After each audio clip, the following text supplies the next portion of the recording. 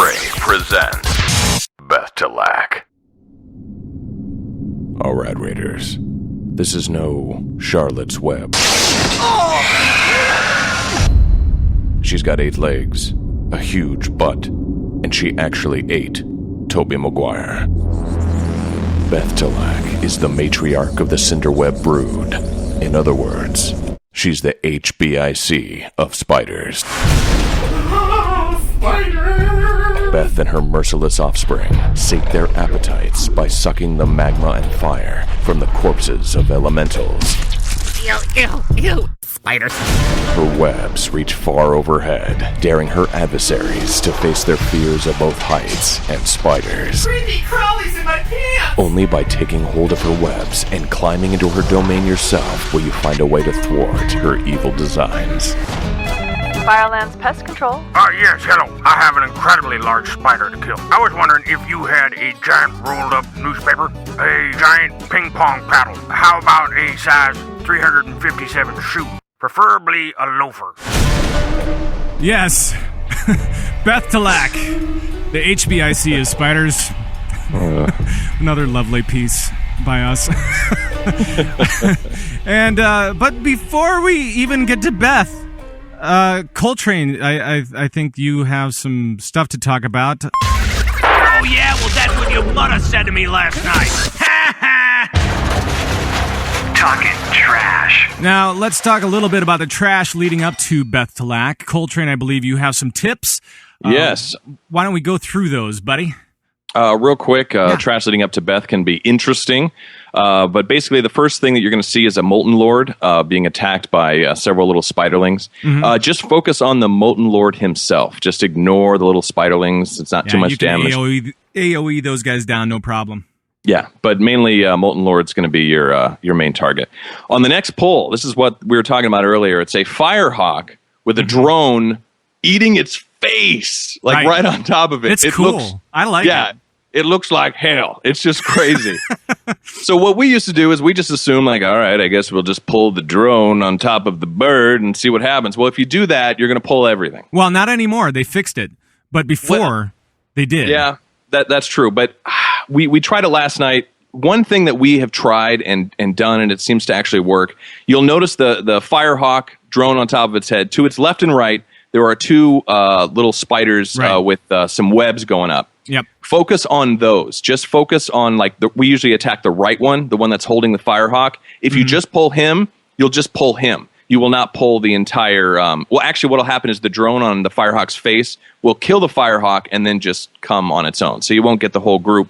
So we found that to be very helpful. Yeah, if you pull one of the spiders on either side, the big spider will eat the Firehawk, and then you'll get the spider that you initially aggroed and the big spider that was eating the Firehawk, and nothing else.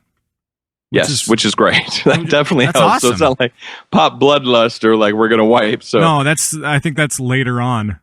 Yeah, well, yeah, that's true. Trash stuff. Next up, you've got a drone and some hellhounds. For that, we just had one tank pick up the drone. The other focus on the hellhounds. Burn down the hellhounds first because they do get that buff and they'll eventually wipe your raid. So get the hellhounds down first and then switch to the drone. On the last set, this is where you'll see that big orange shield. Good luck. That is kind of difficult. One big thing is everything in there is essentially immune to CC. So don't waste your time calling out like, all right, you sheep this, we'll bind this, that. It's just not going to work. Right? It will not work. No. You can go ahead and do it, and then chaos will come when you pull. But to note, the cauterizers are actually the ones that throw up the shield. So basically what we had to do is we had one tank try and pick up all the spider mobs and then the other pick up the flame walkers, burn down the cauterizers first, because again, these are the ones that actually pop the shield. Right. So good luck. It is crazy. Have tranquility ready, have all of your big heals ready, all of your cooldowns available because it's kind of chaotic. The trash pill is like a mini boss fight. It's like more than a mini boss fight. It's like a real boss fight, almost. I mean, it's just crazy with ads. So, yeah, it's pretty nuts. Yep. Okay, well, let's go into Beth now that we're in her lair, so to speak. Aethric, why don't you run through and tell the folks what they can expect as far as health pools go? All right. When you're looking at Beth'tilac in 10 man, she's going to have about 21 million health. 25, and that's normal, by the way. 25 man normal, she's going to have about 62.5 million health. Mm-hmm. And alongside her, she's going to have 3 ads with her. Cinderweb drones in 10 man normal difficulty have about 2.2 million health, 6.5 million in 25 man. Mm-hmm. Cinderweb spinners have 232,000 health in 10 man and 229,000 in 25. And Cinderweb Spiderlings have 77,500 health in 10 man and 100,000 health in 25 man normal. Right. So the big thing is, other than Beth, you have the drones, which are the next big guys, and then you have the spinners and the Spiderlings, which go down pretty easily. Really, there's just a lot of them. So, Right. So, hey, Solar, why don't you break down kind of what we're going to be looking at as far as the fight is concerned? Do the overview for us. Right on. So counter split up into 2 phases. There's the first phase, which is you do the web levels, and the second phase, which is the burn phase. During phase 1, the boss will be stationary on the top of her web, which we're going to reference as Uptown. Yep, the where your raid Uptown members team will need to climb up to and deal damage to her. In the meantime, downtown, down below, the rest of your raid will defeat 3 types of ads, which Aethric said were the drones, the spinners, and the Spiderlings. Right. Now, after Beth uses Smoldering Devastation, which is the longer she's up there, the more energy she drains, and when she hits the low point of her energy, she causes the big AoE boom. Mm-hmm. And you have to go downtown by it's going through the hole, right? I've never been up there. Yep. Yeah, you go through the hole in the web, and you repeat that 3 times, and then she gets angry with you because she's very busy, HBIC, and she goes downtown finally, and in phase 2 is a burn phase. That's where you're going to want to save all of your cooldowns because she's going to be doing an increased AoE fire damage effect. And it is increased. I mean, it really... it amps up a lot. Yeah, I think the last 20% is where it really hurts, where it really starts to be painful as far as, from a healing standpoint. Definitely people are taking a lot more raid damage. So have all of your big heals available to you at the very end. So just make sure you do that. And let's start off with phase 1 and kind of break that down a little bit more. Now, when you first get in there, Beth'tilac is going to be hanging from her little web, and she's just going to be, I'm a spider, here I am, just hanging out, whatever. And as soon as you even look at her funny, she crawls back up on top and she goes, get away, people! And and then she starts spewing down hell. She just absolute awfulness. And also, if you're quick, recommend everybody get on your mounts when you go to puller. Warlocks, fire mages. If you run in super fast, you can actually get a dot off on her before she retreats. So on her way up, before you get LOS from her web, you can actually throw up a couple of dots on her. Yes. That's a good point. Her web is a line of sight issue, so you cannot attack her when she's up on top if you're down below. And also, you cannot heal people that are up on top from down below, or vice versa.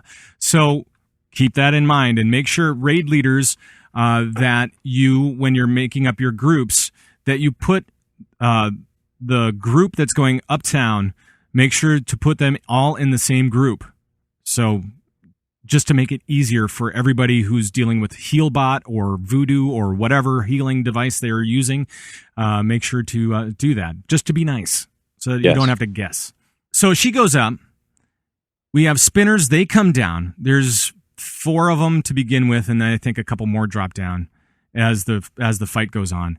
But these spinners, they lower themselves, and then they spit out these fireballs at you, which hurt big time. What is it 20k per blast? Yeah, you want them down. You don't want them to stay up there, but it's heavy. Right, it's heavy damage. When they're up on their web, it's heavy damage. And what you want to do is you want to make sure that everybody who has a taunt available goes through and taunts these guys. Because, you got to get these guys down. Once they're down, their melee stuff is nothing. but Right. their spitter really hurts. So get those spinners down.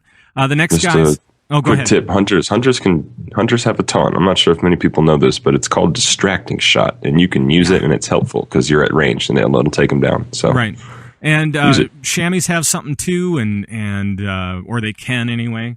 And even as a druid healer, I was switching to bear form and growling them off because it's just too much. It's too much to handle. Let's see, and then you also have the Spiderlings, right? The Spiderlings are the big guys that you really want to make sure to kill right away. They spawn from 4 different points in the room. There are 4 caves. This is where all the little spiders are spawning from. They spawn from these little caves, and as soon as you see them, as soon as you see the Spiderlings, get your ranged on those guys, and range them down quick. You can slow them down. You can stun them. Anything that you have at your that's available to you, go ahead and use, because you'll want to slow them, because if they reach the drone, the drone goes berserk. That sucks for your healers. So. It heals up the drone, right? So Doesn't he get a damage buff too? No? He may. I don't have There's that Beth. Anyway, have that note. They don't need to reach the drone, is the bottom line. So Yeah, slow them down. you got to keep them away from the drone. You got to make sure that you're killing them quickly, because the drone or Beth'tilac at the end, which we'll get to, will eat those spiders and get a health buff. One big thing about the Spiderlings, too, the reason Zug had mentioned ranged to help get on the Spiderlings, if you get within, I think it's 10 yards, no, it's got to be less than that, but the Spiderlings will actually put a debuff on you, which will tick for a ton of damage. So you want to have ranged deal with the Spiderlings. One thing I have found is that if the Spiderlings, if they've spawned and they're just charging toward that drone, that's exactly what they're going to do. It's okay to get a little melee in there if you need it, like if you've got a rogue doing fan of knives or whatever it is. But basically, you want to have range deal with them, because if you get close to them, they will actually throw a dot on you, which will just tick for more damage that your healers are going to have to worry about. So. Right. And we do have in our group, we have a demonology warlock, and he just jumps right in. Right. So I'm like, oh crap, I got to heal him too. All right, let's go. So yeah, I mean, it is one of those things that you'll have to overcome. But if you need to get those guys down, get them down any way possible. They head straight for the drone, and as soon as they reach the drone, they are consumed, and the drone is buffed with health. Bad stuff happens. Well, it's just the drone is there for longer, and if those drones stay up for longer, there's more chance that they will go up top to Beth'tilac, and we'll get to that in just a second. I just want to make sure that we've taken care of everything for the lower level, which I think. Just another little tip. You can your tank is on the drone. Your downtown tank is on the drone, and when the Spiderlings come in and your ranger on them and everything, and maybe your DPS is still working it out, but if the Spiderlings start to get really close to the drone, let your tank know, or make sure he's watching where they're at. He can move the drone. It's not like it's stationary. Yep. You can pull it back and buy yourself more time. Yep. The downtown tank or the downtown team should be communicating about these guys. These Spiderlings are nothing. They're really not that hard to kill, but you do need to start on them right away. As soon as you see them, jump on them. Make sure that you get them down. As far as placement in the room, here's a little suggestion that I have that's worked for our team, and maybe it'll work for yours as well. And Colt, I gave you this strat. Did it work for you guys? It did. It did. It actually worked out great. So go ahead. It is to put 3 raid markers in the center of the room, about 15 yards apart from each other, and make a triangle. And that's all I'm going to say about that for now. It comes in handy for phase 2. But for the first, before you start, set up those raid markers, and you're going to want to fight Beth right in the center. Or I'm sorry, fight the drones right in the center of the room, if you can. Because of these spinners that are coming out, because of where the Spiderlings spawn from, you're going to want to make sure to be as close to the center as possible, just so you can get those spinners down, so that you can kill those spiderlings as quickly as possible, or in an orderly manner, I should say. So make sure to do that. And if you have to move the drones anywhere, make sure that you know where that is. There's actually a place right to the left of the entrance that is going to be pretty much far enough away from any of those caves to kind of help you out a little bit. So you might want to move there. Who knows? But just make sure you have a plan. If I can piggyback on that, you were mentioning too about by putting the tank, the downtown tank, the one with the drone, around the center of the room, the tank can also help to taunt the spinners. Right. To help get them off the web, so the little thing drops down so the guys can go uptown. So that's also beneficial too. So as a downtown tank, your job, get that drone, but also be aware of both the spiderlings in case they come charging and the range is not getting them down quick enough, so move them out of the way. But also you want to help taunt those spinners so they'll drop down as well. Right. So if you're kind of in the center of the room, you're a little bit more in range for your taunt to kind of help out with that. And for those spinners too, you don't need to kill them to have the web drop down. You need to taunt them down onto the ground. Taunt. That's it.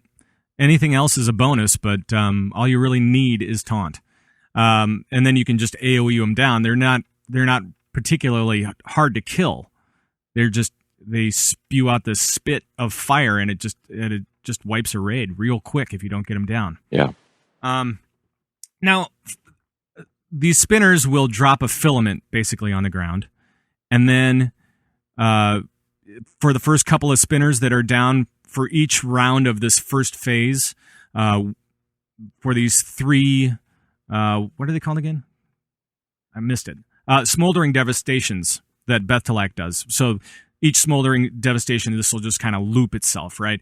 So you'll taunt you'll taunt the spinners down, and your Beth'tilac tank, your uptown tank, is going to go and take this filament, jump on it like any other vehicle. It has one of those green arrows. You could just click on it, and you go up top. So your tank goes first, then your healer, then any DPS that goes up there. Aethric, you've been up there. Yeah, I am the uptown healer. You are. What's it like up there? Hectic. Yeah. Our uptown tank is a bear tank, and he's awesome. But let me tell you, it's really hectic up there. I mean, there's a lot of damage, and I'm constantly spamming my big heals. So you're going to want to make sure that when you come down, during those smoldering devastations, that you've got some way to get some mana back, because it's a drain up there. I mean, the phase 2 or the burn phase rather at the end was a lot less stressful than going up, to me anyway. Right. And it's kind of funny being up there too, and I don't mean to interrupt you, Zug. No, that's okay. I actually went up there last week. Usually we had a melee on it, but we switched it up, and I actually went up there. And what's kind of funny is you can see through the web. So you've got your camera up so you can dodge, which you'll get into, the abilities going on uptown. But you can see downtown from uptown, and it just looks crazy. So it's just like chaos. Yeah. So there's a part of it where you're like, okay, uptown, I'm doing this. And then you look down below, and it's just, it's just like insanity going on. It's pretty great. There does seem to be a lot of insanity going on in this fight. So, yes. It's all good. Plenty. Yeah. Let's talk a little bit more about this uptown stuff. Now, she is going to have an energy bar, right? And it starts at full at the beginning of the fight, and it steadily decreases over time. So, and every time it decreases to 0, that's when she does the big smoldering devastation. Is that correct? Yes, that is correct. Okay. So basically you have this type of thing. If you have a drone left over and it decides to crawl up to the Beth'tilac level, basically what the drone does is it makes sure to deplete that energy even more. It starts sucking energy from Beth'tilac, and it makes these rounds shorter. So this is why you want to kill the drones in a timely fashion. All right. And you want to make sure you have as much DPS on Beth as you can before you hit phase 2. And we'll get to exactly how much and stuff like that in a second. What other abilities does she have up there other than this one? The meteor thing, right? What's that like? Eighth? If you get hit by it, it's done a lot of damage. I mean, it's easily healable through, but nevertheless, up there, like I said, it's kind of stressful healing, so you're going to want to avoid it. Right. But, I think it also leaves a patch where it hits where you can fall through the web, so you're going to want to avoid that as well. Right. Yeah, it does. And from everything that I've seen, I haven't been up there seriously. I jumped up there once and died right away, but other than that... You'll get a little warning too. It's basically this giant meteor that hits, but you'll get a little lava pool that'll spawn at your feet. Okay. So you've got a little bit of time. You got about 5 or 6 seconds. You'll see it spawn to move out of the way, and then the little big meteor comes down and kablooey. So right. You at least get a little somewhat of a warning before it hits. Right, and you get basically about, I would say, like a good minute before she does her big move, right? Before she does the smoldering devastation. Unless a drone comes up or whatever. And she's also got a pulsing AoE fire thing that she's doing as well.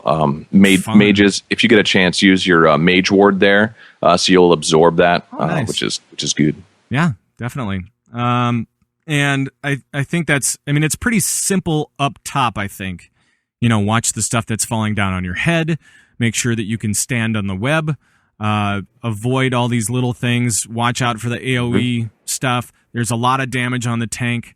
And get the heck out of there before that smoldering devastation hits. If you're up there when that hits, fight's over. right. At least for you.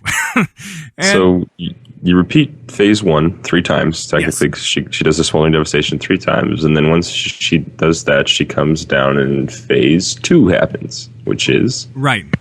Phase 2. Is just it's a tank and spank, right? That's what they all say anyway. Cool. But she's spanking the raid.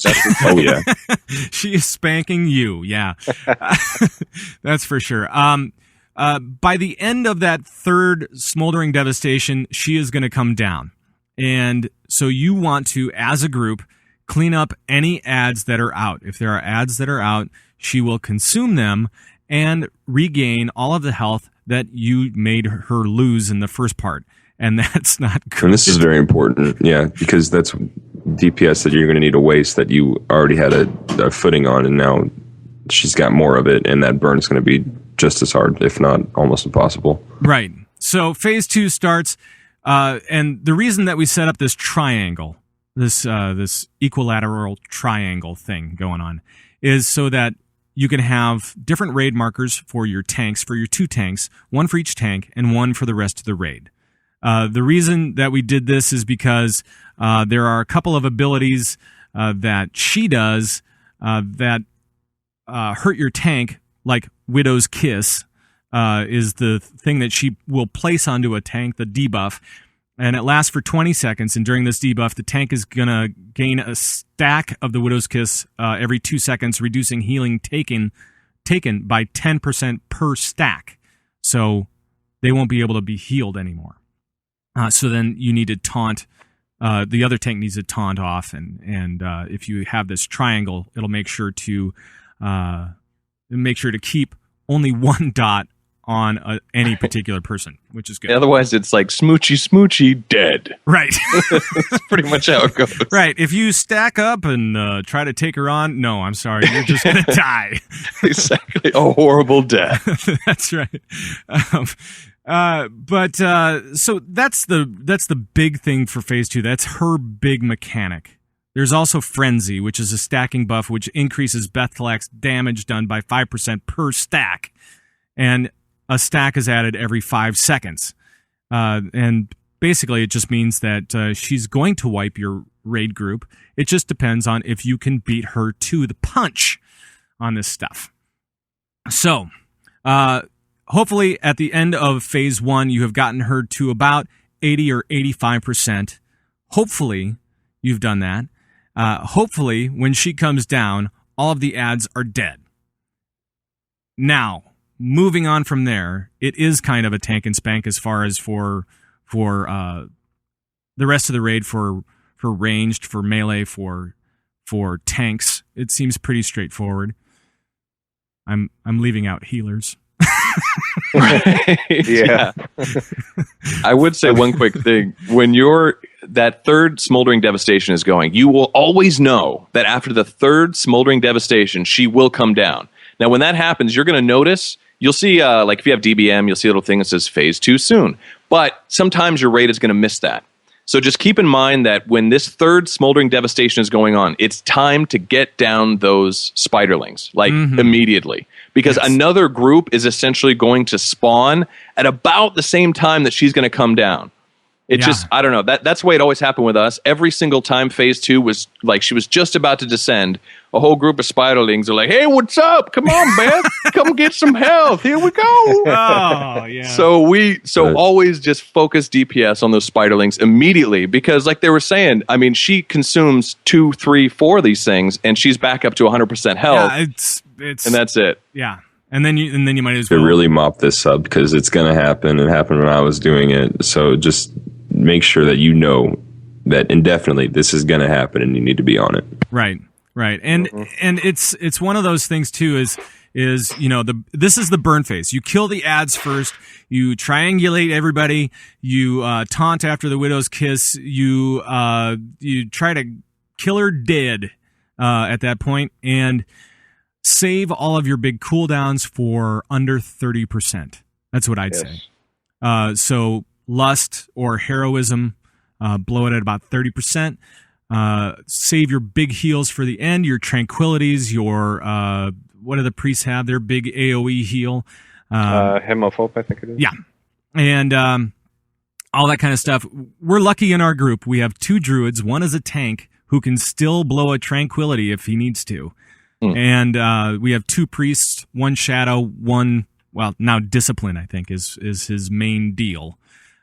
So, it is what it is. Or if you have Beastmaster Hunter, you can do that instead of lust. The big thing too regarding lust is just have patience because when that phase starts, your instinct is okay. This is burn phase, time to bloodlust, and your instinct is just to go. But you just have to wait. Yeah, you're gonna want to hold on to that. Yeah, don't go tree form or anything as soon as she comes down. Because really, that's right. It starts out nice and gradual, and then as maybe 20 seconds, it's like, oh my god, and like what did we get into? So and just wait it out. The last 10 seconds is okay, people. Blow everything you have, please. We actually did it. We blew Bloodlust on 25 stacks. That's about when we did it. But it was funny at around 20. Everyone's like, all right, Bloodlust. It's like, no, stay on target. Bloodlust will stay on target. Like, don't do it. Just wait. Oh, man. So we had about 25, 26, and then we blew it, and we were able to get her down. But it's just have patience. Right. It is a lot of chaos in this fight. I see that coming from the chat room.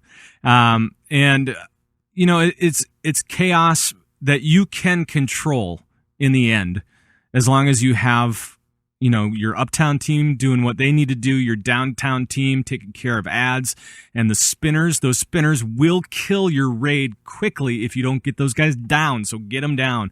Get those spiderlings down. Make sure that those drones go down in a timely fashion.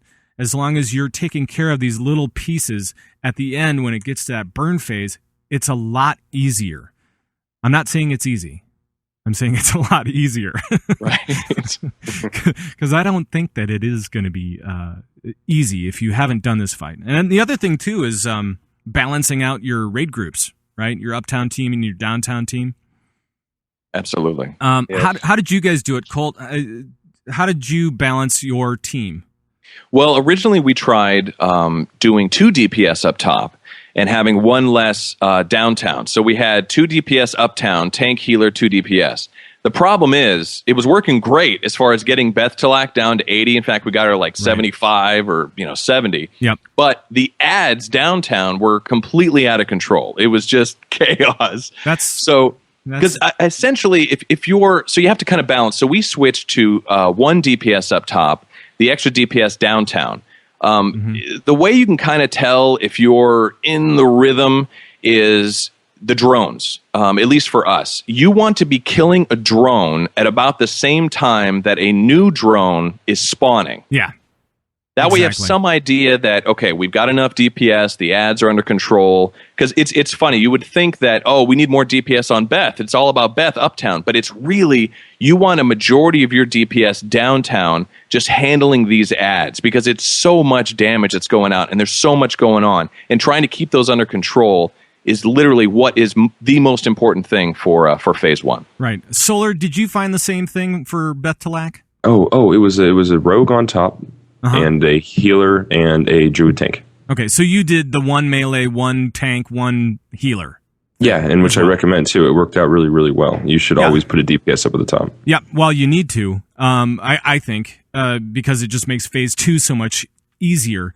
But It's required. I think that was what we found out too, was that if those drones keep going up, you're just done. So you got to make sure that those drones go down. I mean, Beth has to be your last concern for DPS, unfortunately, but right during Phase 1, and so put up whatever amount you think you can, but be ready to adjust that if you need to. We found that it was 1 tank, 1 DPS, a warrior, and then a healer. Aethric was up there, and that seemed to work out pretty well.